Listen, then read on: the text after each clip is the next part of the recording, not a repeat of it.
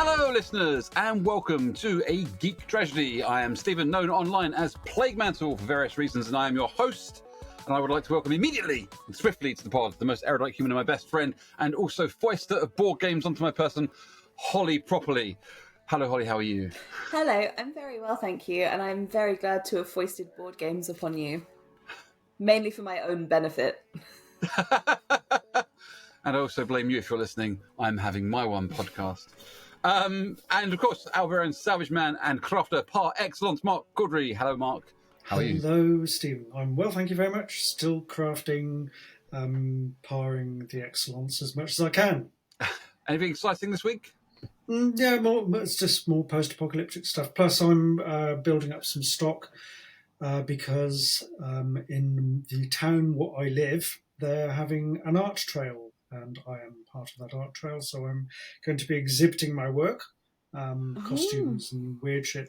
Well, compared to everybody else is doing like pottery and watercolours and oil paints and, And suddenly there's just giant dolls' heads everywhere. I'm the one with the weird shit. So, yes, I'm just As making it should some be. weird shit to talk about. And then I'm going to be doing a talk about me and my work. I think That's anyone fun. watching the pod must know, who is it freedom for? What? Who is it freedom for? Tooting! It's got to be done. Citizen Smith. Citizen Smith. Wolfie Smith. Power to the people. Holly has no idea what we're talking about. Totally lost. No. I know that teaching is a place. Yeah, this sort of reference is going to happen a lot throughout this episode, I suspect. I'm going to be referencing things, and then Holly will just go, never heard of it. Not a clue, mate. And of course, before I forget, hidden behind the scenes, our producer and long-suffering Kit, who shall be named Airfix Kit, the bestest Kit, Kit. Wonder Kit. Wonder Kit. Kit who Or fixes things. Aurora. Aurora. Kit. That was yeah. Yeah, that was the brand. Hey, well done. And this Stephen, last, but by no means first. That's me. How the devil are you? Yeah, I'm all right. It's been an all right day. I've done work. I've kind of spoilt it a bit in the heat. And in the long-running or continuing saga of my knackered foot, I have my first appointment on Monday. Start looking at ways to repair my falling apart leg, which is nice. So yeah, I'm all right. And my cat, everyone who cares about Groot, he's having his last stitches out tomorrow, and his staples out, and he's fine. He's just grumpy that he can't be outside still. Get well. God bless. That's very good for Groot. Is he still wearing his onesie? No, he is. The escape tube has been discarded, and he's just kind of chilling out. He doesn't bother it, so he's all right. He's just longing to go out and singing the song with his people at all times, and ever to make me open the back door. But Thursday he should be allowed out. He might even appear because he keeps going on my lap, which is unusual. So it is episode 17, although we're recording this before our episode's gone. It's very confusing. And we are still reeling from the excitement of chatting to Matt Savage. I'm laughing because, we haven't recorded that yet. I mean, I wasn't sure you were going to get away with that either, but I mean, no, Holly has completely blown it. Well, I couldn't It's funnier this way. Trying to say it with a straight face was quite difficult. So yeah, we are still reeling with the excitement of going to be chatting to Matt Savage. Trust me, it's going to be it will have been an excellent episode. I'm very excited. I'm very excited to have I can't do the temporal linguistics. We'll have had the interview, but we haven't had it yet. No, but we're very much looking forward to doing it and having done it. Oh, what a guest he was! Tremendous, powerful stuff. And knowing how great he'll be, we thought he would... How great he was. He will have been. He will have been. Wasn't he? Was. Verbs, ladies and gentlemen. We thought we would top his performance with even better, even more wonderful guests. Us. We're always here. listening to you, gentle listeners, for reasons best left to you, we're going to encourage you a bit about what makes us geeks. So this is our pod. What is Holly's Hera? So Mike Hanen. What dragged Mark deep into a radioactive future, and what put all three of us together in the same room? In all honesty, we have basically 2 episodes to fill before we skip happily into a spoopy October, and this is how we've decided to spend it. So yeah, this is going to be a bit chaotic because we haven't really planned anything. We've had a bit of a sit down, we've had a bit of a chat, and we have talked about, oh my gosh, so many memories and shows that have inspired us and books that have inspired us. The list is long, and even before we got to the bit before the pod, we kind of sit in what would technically be called a green room, but it's just this room. Or your rooms, but not my room. But this online room. Yes. We were listing even more shows that we wanted to talk about. So this is never going to kind of get all the way through, but we're going to give it our best shot. And we're going to start. We're going to smooth our way in and slide down the peanut butter slide of fun into our. What happened to the grease? I have many questions. No, they come in. Is it smooth peanut butter or is it crunchy? Crunchy peanut butter. That's not going to be a comfortable slide. It's going to be gritty. Well, in my head, we were in peanut butter cups and we just sort of slide down. You're allergic to peanuts. That's what makes it fun. There's an ambulance waiting at the bottom of the slide to take me to hospital. I'm not playing peanut roulette with you. I'm just not. This is a fun conversation. Marky's like, why am I here? Oh, you can play almond roulette with me. Maybe we can get a bag of nuts. No. And just take turns. No. Oh, I got an almond. I'm going to be all right. Mark, what have you got? Also an almond. Oh, bugger. Holly, what kind of nut are you allergic to? I'm not allergic to it. I'm not allergic to any nuts. Oh, well, you'll win eventually. Well, I'm not sure I will, because 2 of my very best friends will be dead. Aww. And us as well. Yeah. I have to say, this was the perfect segue into what we're going to be talking about. Go you. Yeah, there you go. Anyway, now that we've slid down the peanut butter slide and reached the bottom with that exciting conversation about allergies, we're gonna pave the way for the conversation. We're talking about our earliest memories. Now, everyone knows mine. You've been listening to this for ages, so you know that it's Star Wars. You know that my mum took me there when I was a kid, 1977, to watch the film, and it was very inspiring for me. If you've listened to this pod at all, you'll know that story. But we don't know the stories potentially of Mark and Holly. So let's start with Mark. What's your earliest first memories of being a geek? Where did it all come from? My very first memory of geek-like things was an episode, black and white episode of Doctor Who, starring Patrick Troughton, and it was Fury of the Deep, Fury from the Deep, Fury of the Deep, I don't know. Unfortunately, it's one of the BBC's lost episodes, lost series, which is a right more bugger, because I remember being... they kind of patched it together from the audio and then did some animated fill-ins and stuff. But from my memory, it was scary as hell. I don't know how old I would have been when I was watching it. But you can work it out. I was born in 61. So, and here goes Stephen clicking away. Fear of the Deep. That's just one. And I would have been, I'm guessing, around about 7 or 8. 1968. Okay, 7 or 8. Well, I could have possibly been 6, depending on when it came out, because I was born in 61, and I might not have turned 7 until later in the year. So I could have been 6 years old, probably was. Scared the crap out of me, as Doctor Who really should, and that was my first thing of like, there's alien seaweed, and it's coming through the pipes in this oil rig, and will they survive? The image of this guy, it was guy glorious. In the picture, they've got a still from the episode, and it is of a guy in like a scientist uniform, whatever, and he is like kind of mouth, wah, and his eyes are bugging out, and I'm like, that's actually quite scary just on his own. Yeah, it was great, and that was my first ever memory of anything even remotely genre geeky. But Doctor Who, I think it's a lot of people's first memories. But I have a lot more. I have a huge list of stuff here, which we won't go into at the moment. Holly, What about yourself?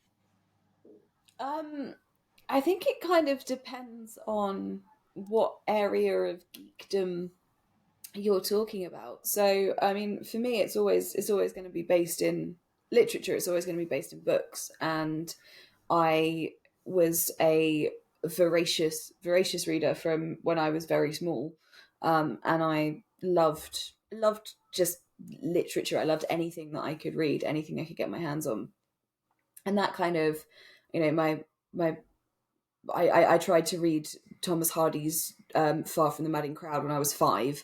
It didn't go well because I didn't understand a lot of the words, but that's always been a huge part of who I am, and I think it's the thing that I probably geek out about most is books and literature. And then I guess like I wasn't hugely into like cartoons and stuff when I was a kid. Um, but I loved Disney, and I will geek out quite a lot about Disney. And as I kind of got older, I just sort of started mixing with more people that liked things that kind of are more sort of, I suppose, mainstreamedly geeky, and started watching, kind of geekier things, and then getting into like fantasy and sci-fi in my kind of like, to be honest, in like my mid-teens, and that actually remained at a very low level, and still until I went from like 0.5 on the geek scale to 100, because I went from not really doing any geeky things at all, apart from like loving books and Lord of the Rings and Star Wars and Indiana Jones, to 100 because of love. Yeah, I like the fact that your earliest memory is one that lasts for like 15 years. That's kind of like Mark's memories, like mine, are like I watched a thing and I kind of fell into a load of other parts of the genre. So I came back from seeing Star Wars and wanted to watch stuff like Doctor Who and that kind of thing. But you just read books. So. Yeah, it was much more of a progression, I think, than a that like Mark's Doctor Who moment is very kind of, it's very defining. It's very sort of, I've watched this and I love this. I'm into this. And I don't think I ever really had something kind of that genre specific and that genre defining until I was much older.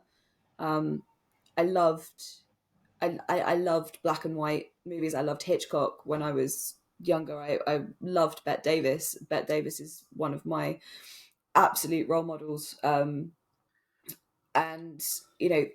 all of those things kind of built together, and just kind of everything sort of built on top of each other rather than having that one moment, I think. Well, let's have a look at some specifics then. I don't mean look, obviously. Let's have a talk about some specifics. I didn't bring any pictures with me. I'm sure Kit can drop a few in for us as illustrative. I'll point in random directions. I was hoping that the still from Fury from the Deep can get dropped in, because it's quite terrifying. It saves me going over there to find a copy of it. So, like, there's a whole list of genres. We can talk about films, books, or TV series, and we've kind of touched on, at least 3 big parts of that. And we've also spoken about the fact that like things affect us at different points in our life. So, when we talk about it, guys, just feel free to just drop in any point in your life whatsoever. It doesn't matter when. Your inspirations can come at any time of your childhood through to adulthood, through to 5 minutes ago. We're kind of happy with that. So. I start with Mark. I'll carry on with Mark. Mark, do you want to pick one of those subjects, books, movies, films, whatever, and pick one of those things to talk about? My biggest list is TV shows when I was growing up. What floats to the surface of that? Oh God, lots of Irwin Allen stuff. Lost in Space. I loved Lost in Space. The B9 robot is absolutely the best ever design for a robot. It's fantastic. But Land of the Giants. Will Robinson. Danger. Yeah. Land of the Giants, Voyage to the Bottom of the Sea. I mean, Owen Allen did Time Tunnel. He did a lot of... Yeah. So there was a lot of that. And alongside that, Jerry Anderson, which I'm sure we will have spoken about with Matt in terms of vehicle designs, because things like Thunderbirds, UFO, Space 1999, Joe 90. all of these, Joe 90, yep. all of these glorious sci-fi romps with these beautiful vehicles. I loved Jerry Anderson's stuff so much, and it was a big part of my childhood. What was your favourite if you had to pick one of his series? Thunderbirds. I think it would have to be Thunderbirds, Okay. just because that theme music. That theme music is glorious. I Yeah. remember my dad bouncing me up and down on his knee in time to that theme music. That's awesome. Yeah. I mean, there were so many others as well. Like the Tomorrow People. So, I remember the Tomorrow People? Right. The Invaders. That was another American one.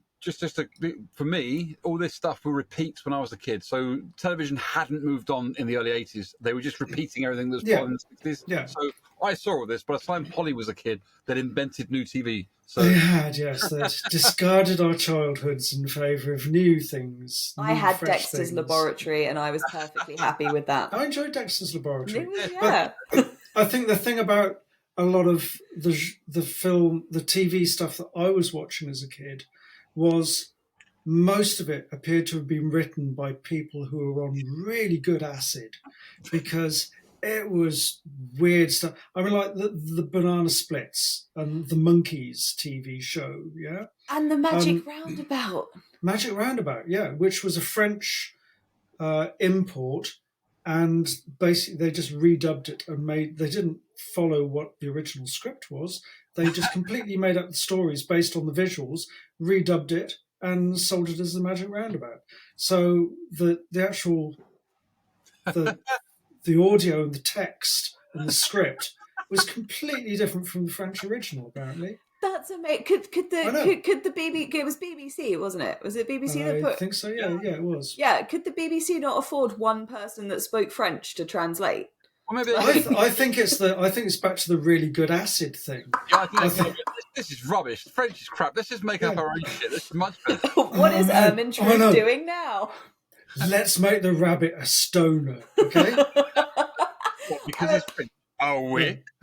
I want to see it in. I want to watch it in French now, because I want to see how different it is. Because I think it was a dark, gritty drama in French. What was it? The EastEnders of its day. Yeah.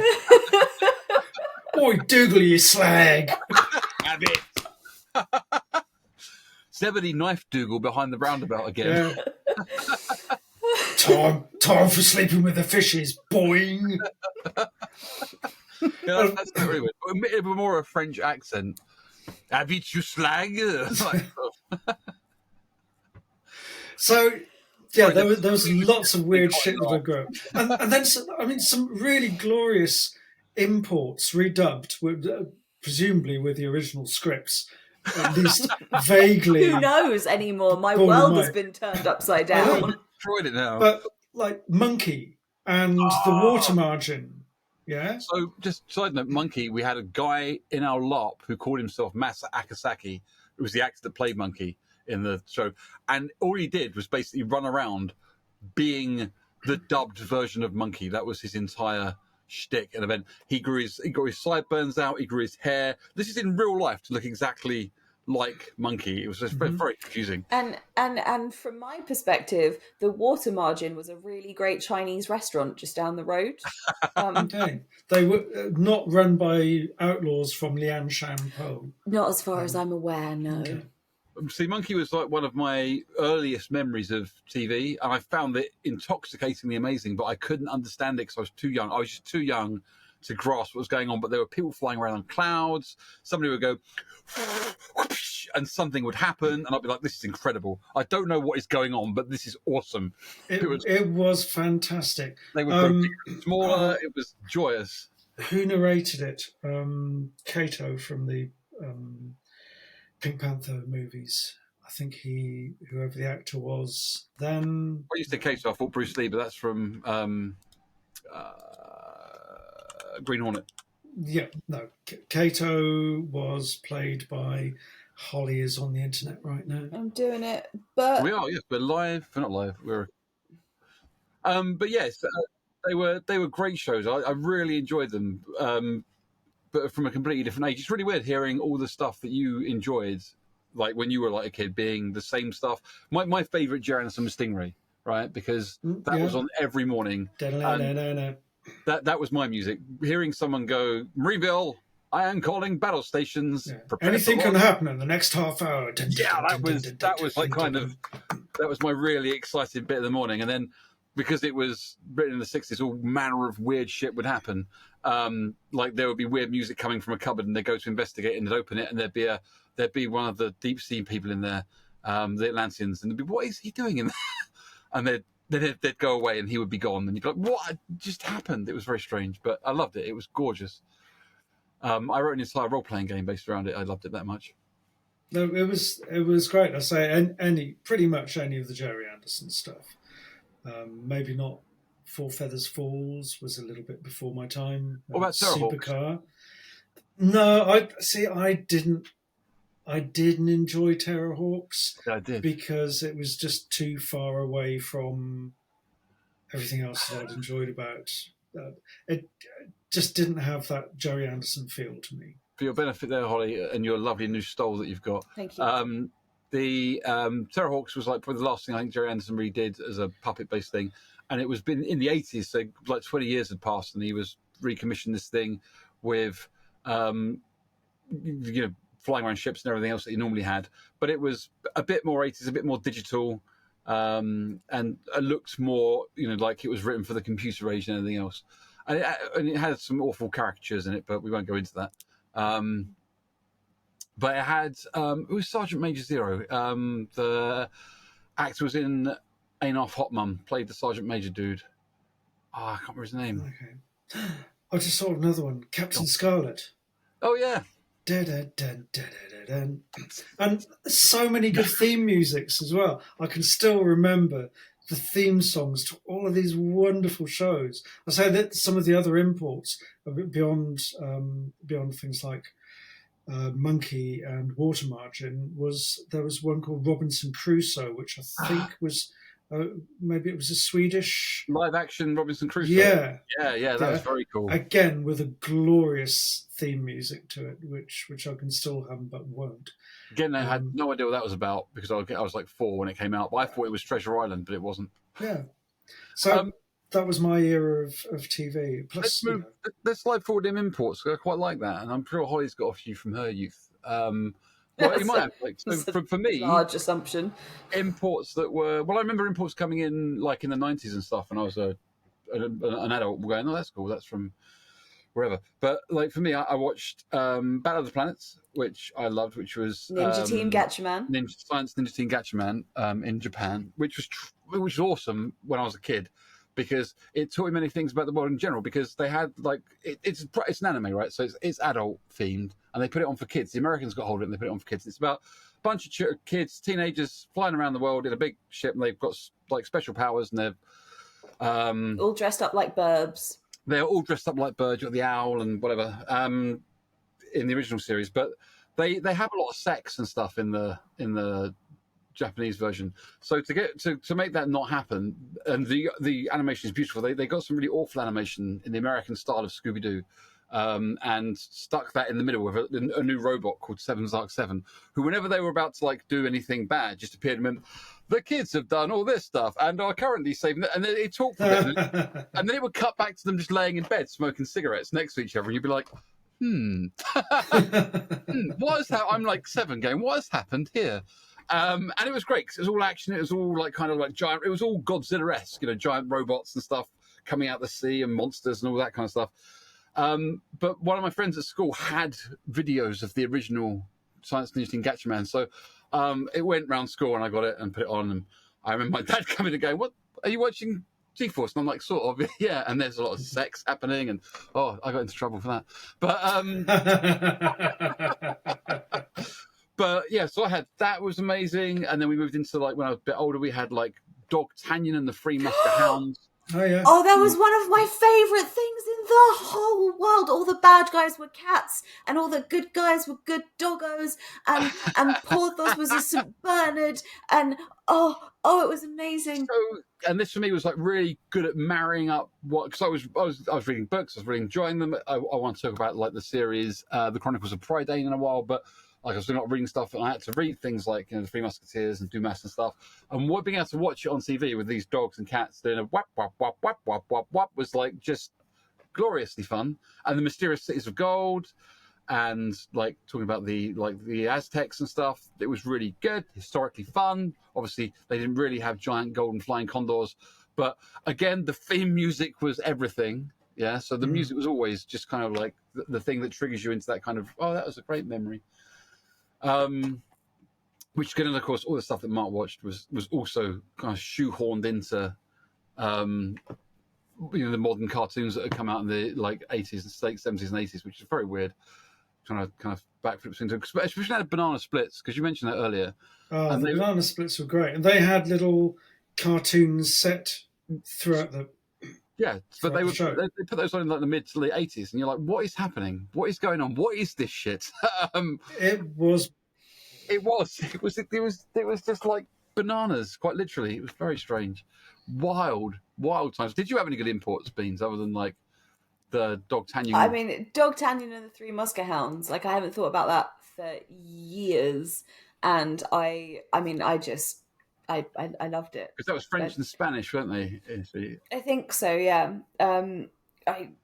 But yeah, no, that I remember. I can see that so clearly in my head. That's amazing. I mean, we had, Well, I was going to say, if you don't want to talk about like kind of TV imports, perhaps you could talk about literary ones like maybe Asterix. Asterix. Actually, to be honest, that's actually probably because I was thinking about this while you were talking, and I used to stay with my aunt a lot when I was little, because like my mum was working, and I was small, and I used to go and stay with her sort of on like Wednesday afternoons, and she had this that there were two videos that she had that I watched almost until the tape broke. One was a very, very, very old episode of Watch with Mother, which I adored when I was young, and it taught me how to make a paper lantern, and I can still make a Watch with Mother paper lantern because I watched it so much. And it had like Bill and Ben. Because you're from the 1940s. Well, yeah, this lady was from the 1940s, and she spoke very well, and she had little like dachshund on wheels that she pretended was real, and it was really again. So bizarre. But there was like that, I think, and then the other one was an animated Legend of Sleepy Hollow, and it terrified the living bejeebus out of me for the longest time, because there was the headless horseman, and Ichabod Crane was a little bit sketchy. Yeah, that was that. How would you describe Ichabod Crane? Sketchy. It's a little bit sketchy. But no, like I think Asterix was. I mean, so obviously in the 90s for me, in terms of like TV and like imports and TV and stuff, Pokemon is the big one, right? Pokemon was huge. That's why I thought you go the road of, and that was like, before you get into that's always so far been a big guest thing, isn't it? Like Molinarius, we had, and Jens said it as well. Jens both for like Pokemon, that kind of age is definitely, that was the big powerful import. Yeah, it was, because you suddenly had all of these things that you didn't really have before, I grew up with, as I'm sure both of you did, with like Panini stickers, and that was your kind of like, like, what am I going to get in this interesting pack of stickers that I can stick in my sticker book? And then suddenly Pokemon cards arrived, and it was like, I get all of the surprise of opening these amazing, like these really cool things, but then I get to play fun games with my friends as well, and trade them and get them banned at school. That was always that's a really nice analogy. I like that, the whole like kind of, we had stickers and then kind of evolves into the actual player. But we had some other cards that you'd collect, but they weren't really but like like I remember when I used to go and stay with my grandparents, whenever I went to go and stay with my grandparents, my nan would spend the week before my arrival buying like episodes. She would buy the Beano for me. She'd buy Dandy. She'd get Girl Talk, which was a little kind of, like, like a little magazine for like 8-year-old girls about like the best sparkly lip gloss you can get, you know, and What was the best sparkly lip gloss you I get? can't remember. It was 1998. I've slept since then.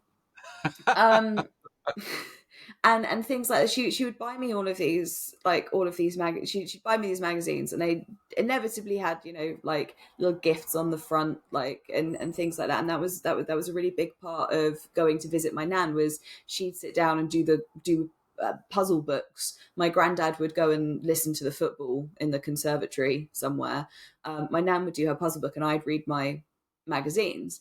And she would also get me Panini sticker books, and I would open. And whenever we went to Safeway in those days, now Morrison's, she would buy me sets of Panini stickers, and I would open them, and I would, you know, like fill up my sticker book with them.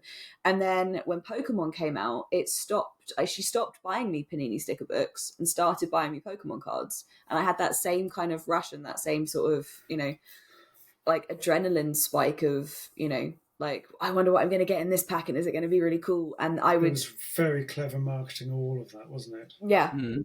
absolutely, and it still is. I mean, you know, like I really love Disney Lorcana, and I love Lorcana because, like, largely because you buy packs of things and you don't know what's in it, and then you open them, Mm-hmm. and Have you found Hercules yet? I've got a couple of Herculeses, I've got some Hadeses.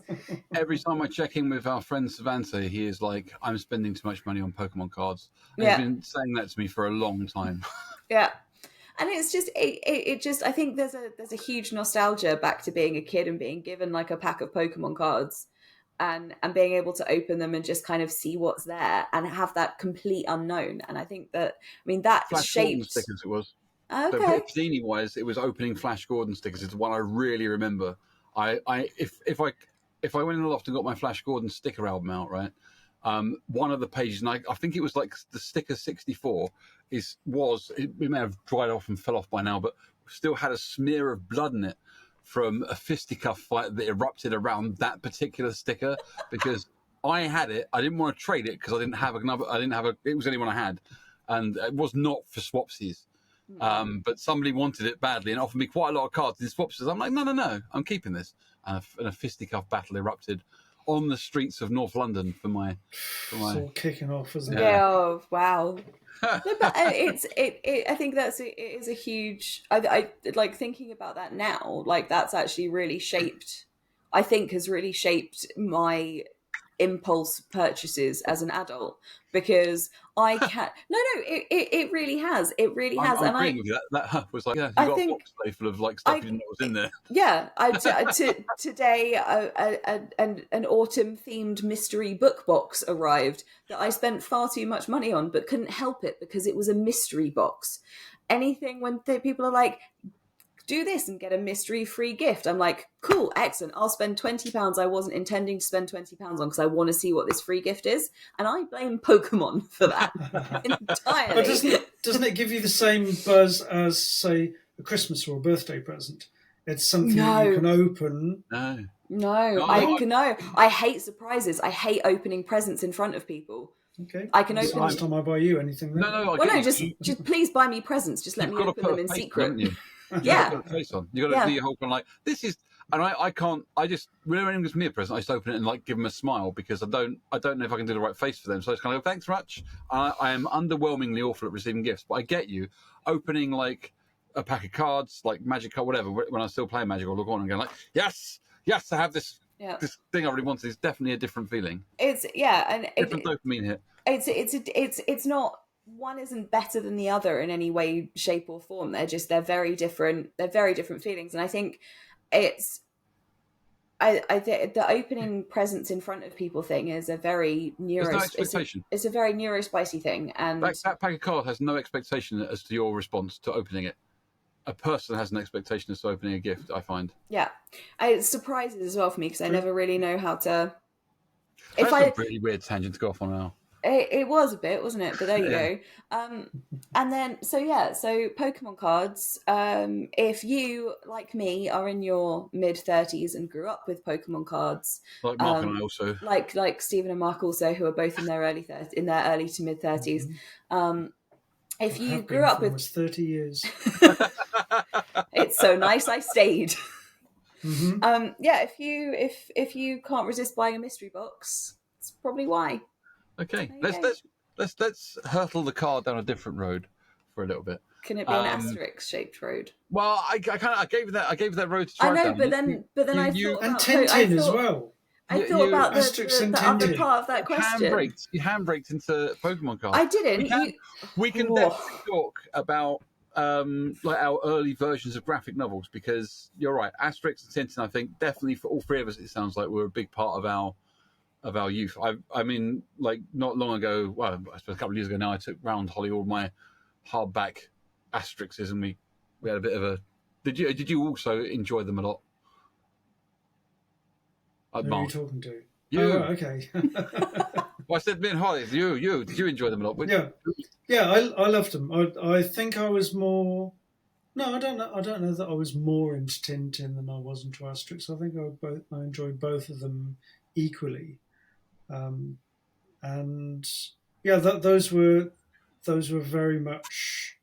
They were kind of unique. I don't think there was really anything UK produced in that big format, big book format. They made an effort with Biggles for a while. I remember there's being some Biggles have been turned into some like exactly that Yeah. format of book. But I think I've got one somewhere, but they weren't No, as I never good came because across they were those. just trying to turn someone's books into a.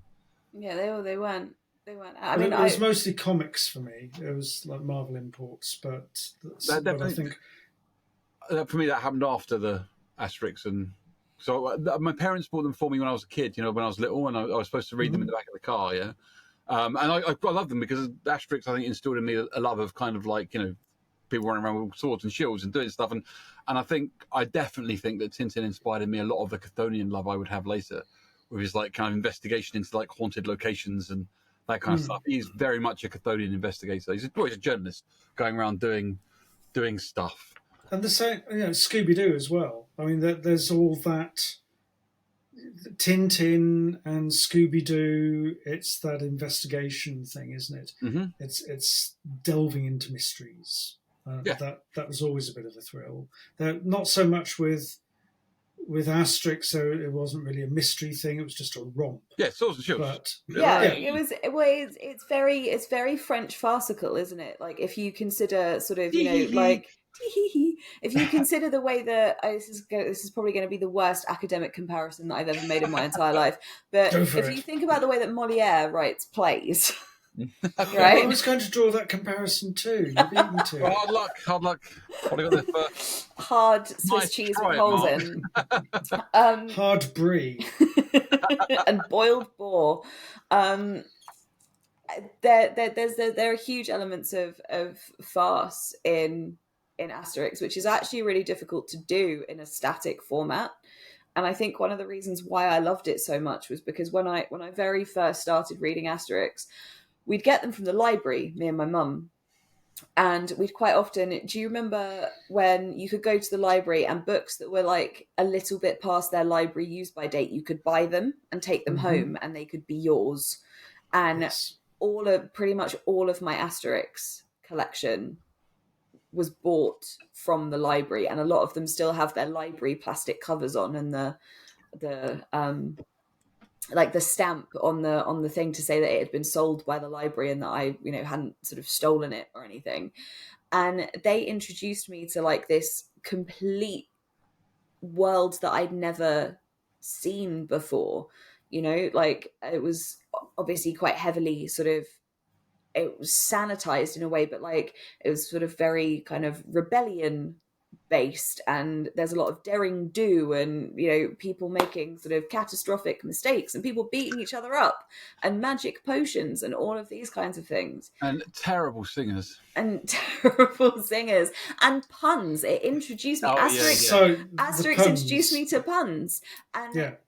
the thing that I really loved about it was as I got older and I started learning more French, I could read Asterix in French as well as in English. And, you know, things like, I love dogmatics, right? I've got a plushie Dogmatics. I've got a plushie Obelix as well.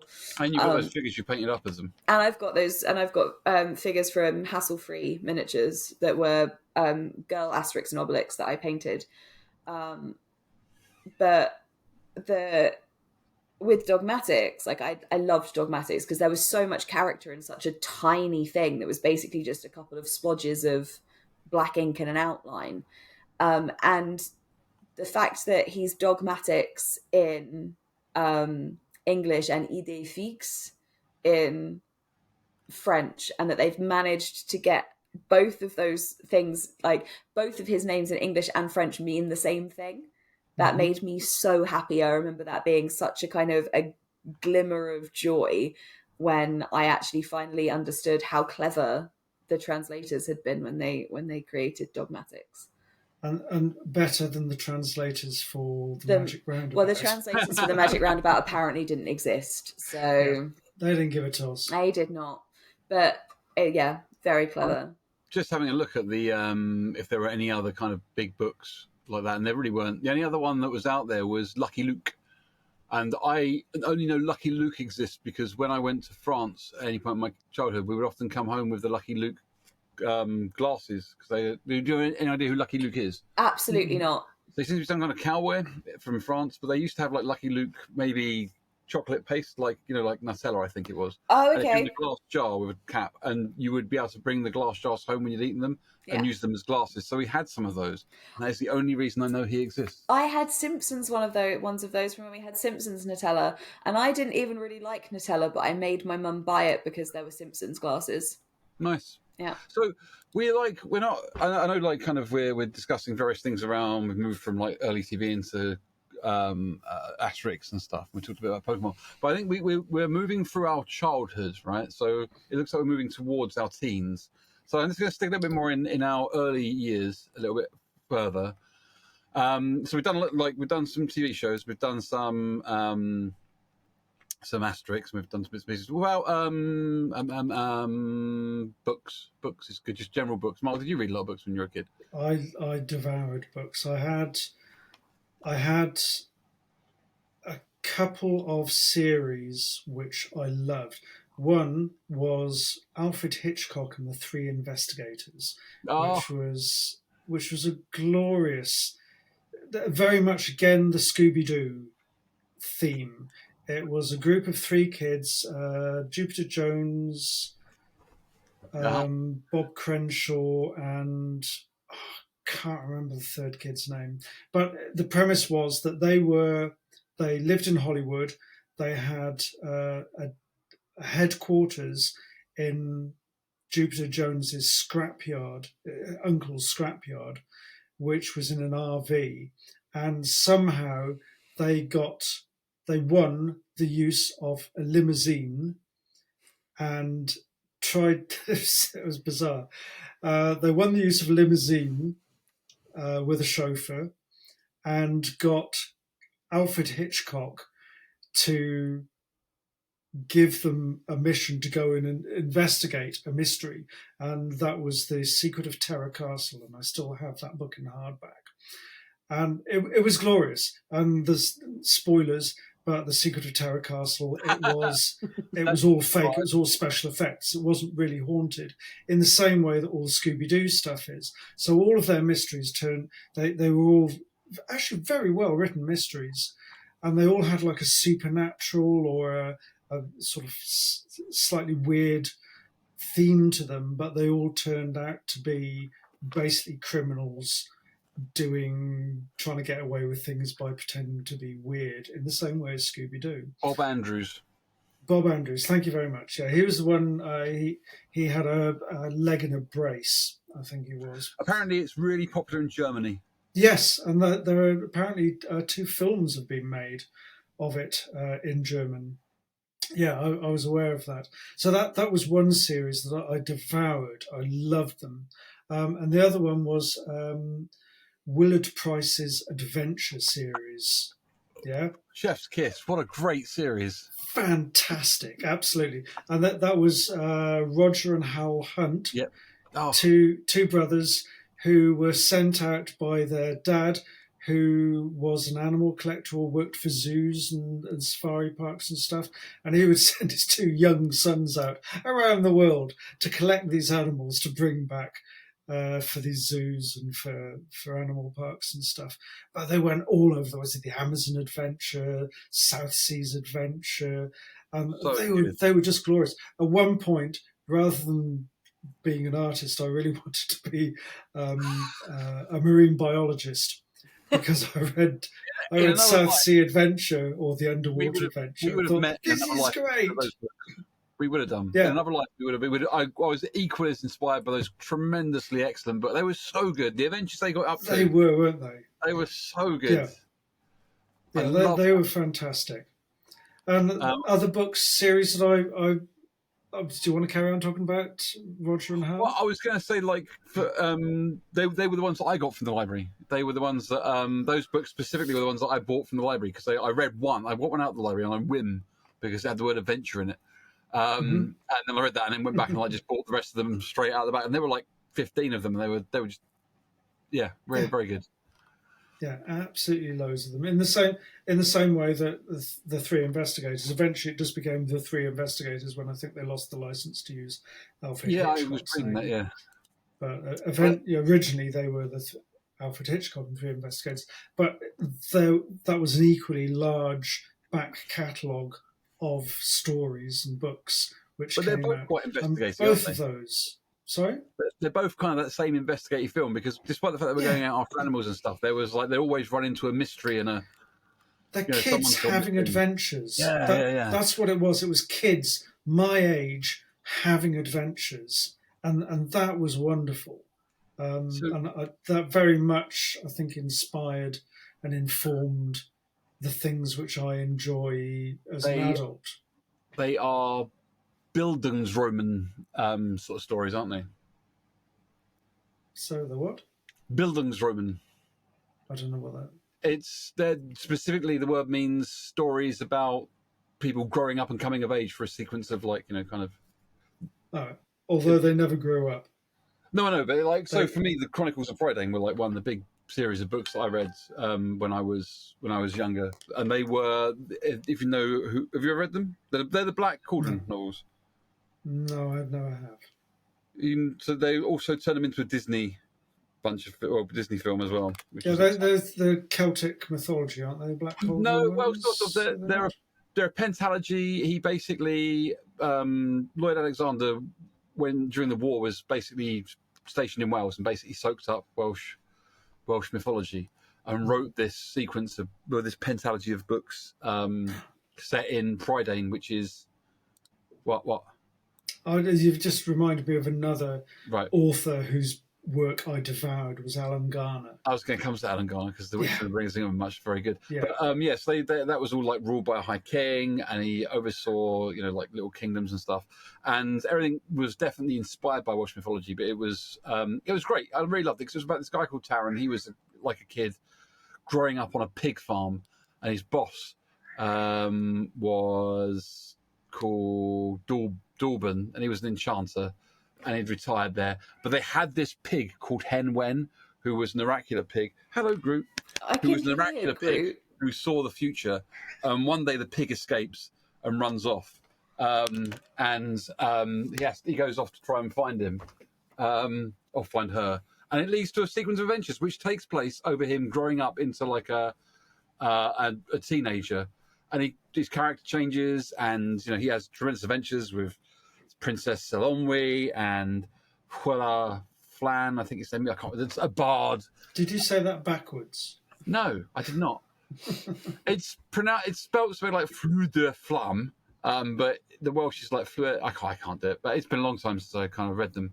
But yeah, they were really good, and they spoke. I used to read those in the car whenever we went anywhere, and they really spoke to me about like kind of, because it was life growing up, and I was his age when I started reading them, and I could see his life kind of going on ahead of him. I was like, this is what I want. I want to go off and explore the Highlands and battle evil. Of course, the battling evil bit was quite difficult to achieve in a sense of sword and shield. So we just had to kind of oppose fascists instead, which we did that. That's kind of good. But I don't know if I'd be doing that if I hadn't read the Chronicles of Prydain. So if you're out there and listening to this, I recommend it for your kids. They're great books, The Chronicles of Pride, and they're really inspiring stuff. And alongside those, in a similar vein to the adventure books series, I really loved the whole Swallows and Amazons. They were absolutely glorious. I lived for those. I made my parents go to the Lake District because of those books. They did not want to go there, but I forced them to go there. Because I worked from a very early. I worked from the age of 8, gentle listeners, doing a milk round. Helping out on a milk round and getting £5 a day, which is quite a lot of money back in the 1980s. And I saved up, and I bought myself an inflatable dinghy so that I could row out onto Lake Windermere or whatever and pretend I was in these books. Rowing out to that island is quite hard work, and it also gets you into trouble with your parents, I should add. If you just fuck off onto a lake, start going on an adventure. I'll be back later. Yeah, pretty much. That's kind of exactly what happens. But this is it. I don't know if I mean William doesn't do that. William doesn't read books and go on sodding off to the Lake District and getting in a boat. He just does it online. Does it in a game, whatever. Back then, I inflated a dinghy and rowed out onto a lake, and that was pretty cool.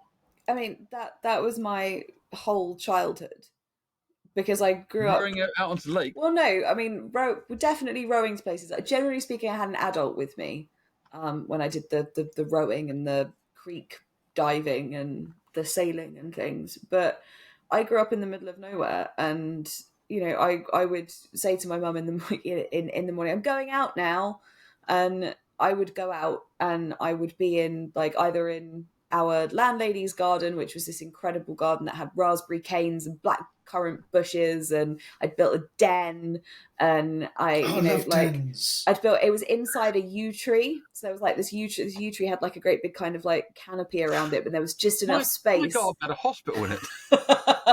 there was just enough space for a sort of 7-8-year-old child to sit and play in it, and there were woods, and there was the farm at the end of the road, and there were hills I could bike down, and old ladies that I could knock on their door and they'd invite me in for tea, and to play with all of the toys that their children had left behind when their children moved out. And it was that it was that I'm going on an adventure. They were very small adventures. Were you a big Swallows and Amazons person then? I read it when I was at school and I loved it, and I completely fell for it. But the older I got, the less likely I was to have adventures. But Arthur Ransom wouldn't have approved. He's supposed to go on adventures. I mean, he was an incredible writer. That's something I really want to touch on, really, now thinking about it, because Arthur Ransom was incredible. He was like a war correspondent. Well, he was a foreign correspondent who lived through the Russian Revolution and was friends with Trotsky and Lenin and shit. And he basically was it Old Peter's Russian Tales he wrote, which were 21 folk tales from Russia that he'd written, and became friends with all these incredibly important Bolsheviks. But he left his home, left his wife to do all this stuff, and his kids behind and stuff. When he fought his way back, he didn't fight his way back, but he went through war-torn Russia to get back to England with his wife, that he'd met in Russia, and set up a new life there. But he ended up working for whatever the British intelligence was called back then. I don't know what it was called back in the early 1900s, but worked for them. And he what did he do? He took a peace treaty, or was it a peace treaty he smuggled into the country? He did all this kind of stuff and came home and went, I've missed my kids growing up. And then wrote Swallows and Amazons for all the other children in the world, which I think is glorious. I think that's right. That's wonderful. It is. Anyway, sorry. I liked. Do you want to touch on that for some reason? I was thinking while you guys were going through all of yours, and there were I cannot throw books away. I can't do it. I won't do it. I've got the picture books that I was given on my birth. I won't You're supposed to. No matter how little space I have, the books aren't going anywhere. They're just not. And I was thinking about everything that I've got in my library, and there are some that kind of I've got, like the sentimental attachment that I have to like my Asterix books is huge. But then there are things that I read when I was a kid that got me into like the world of magic. And there was one by a guy called Michael Hoy. Hoy is spelt weirdly, but I think it's pronounced Hoy, who wrote a book called Time Waits for No Mouse. And it's about a tiny mouse who is a clockmaker, I think. And he has to go on a big adventure. And he's just a small mouse, and he doesn't really want to go on an adventure, and he has to go on one anyway. And there was a sequel to it. I can't remember what the sequel was called. I think it was called like Sands of Time, maybe. And it was about this same mouse, and he was on his adventure still, and he was not having a very nice time. It was a bit kind of Bilbo Baggins. And I loved like that really kind of like that really captured my imagination. There was a whole series about like a kid called Charlie Bone at a magic school, which is in no way related to any other children at magic school. Michael Malloy wrote a series of books called The Time Witches, which are just fabulous and quite funny. And I like, these are the things that really stand out in my head, is like the summer holidays and getting a really big stack of books from the library and just knowing that I've got 6 weeks to just that's glorious. be. Yeah. I had 6 weeks to, because we didn't really kind of do like big abroad holidays. Like I had friends that like went to America and like went for weeks and weeks at a time somewhere else. I would be at home, or I would be at my granny's. Occasionally I'd be at my dad's, and I had books, and I had these incredible, I went to so many more places than anybody else I knew, because I devoured them. And I think that stuck with me and built me as a person more than anything else in my life. I can agree with that. I think as well, the whole like journey to the library was a big, I don't know how it was for you, Mark, but it was like a big, particularly in summer holidays, was a big moment.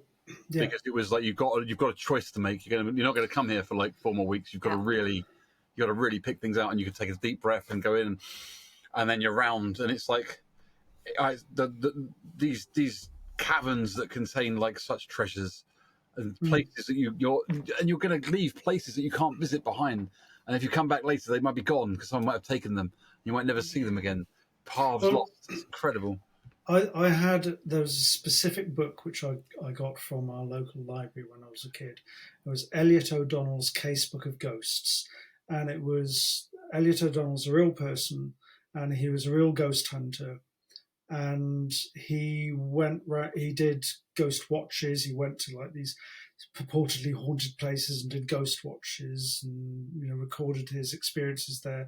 But he also collected lots of traditional ghost stories around the country, and that just captivated me.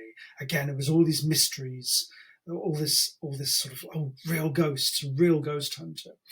And I read that book as a kid, and it just stuck with me.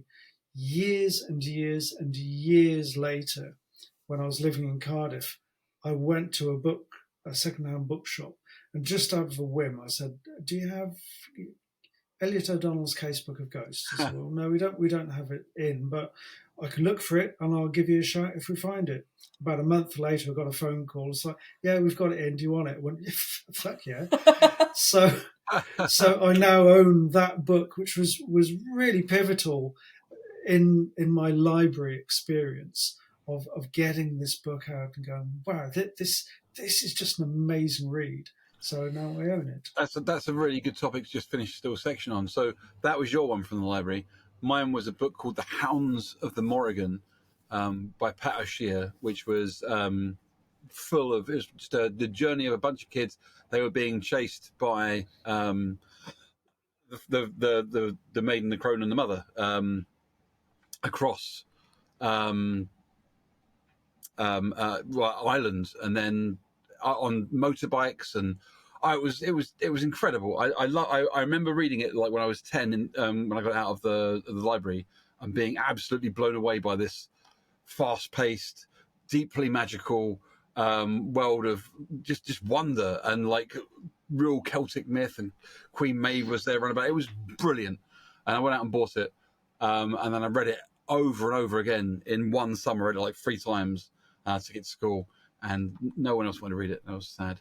But What about? I was going to ask you, what about things like Michael Moorcock and Fritz Lieber? No, you didn't. I read some of it. And I am terrible with books, Mark. I read Such a like 4 snob. pages of a book and go, I know what's going to happen at the end of this story. I know what's going to happen in between. And people go, no, you don't. And I explain the book as I see it happening. And they go, that's largely right. And I found Michael Moorcock to be quite a dull writer. But I mean, that's not to say he is. That's just my personal taste. What about Fritz Lieber though? Yeah, he's right. Fritz Lieber wasn't too bad, but I didn't read like.